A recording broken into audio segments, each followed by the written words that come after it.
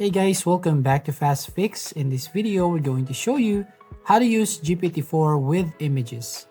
So here basically, if you open up your ChatGPT on chat.openai.com and you want to go here on GPT-4, so if you click on this one, basically you just need to upgrade it to GPT Plus in order to access the GPT-4 with $20 a month. But if you don't want to upgrade your ChatGPT, all you need to do here is just use your Bing AI. So go to Microsoft Edge, and here on homepage, click on the Copilot icon at the top right, and then just click this icon to open link in a new tab.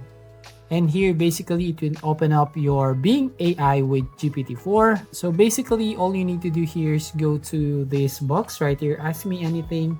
And here you can just write, give me a description in this image, and then of this image, and you're gonna click on this Google Lens icon there, and just need to upload that from this device. So basically you just need to go on a free stock images website, just download that image, and then go back to Microsoft Edge once you've done.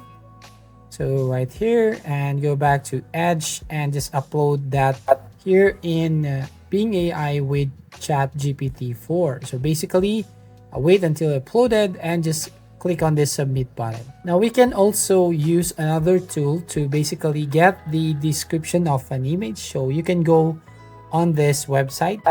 So you can see Astica Vision AI. So what you're going to do is click on describe button, and here at the bottom you can select image or document.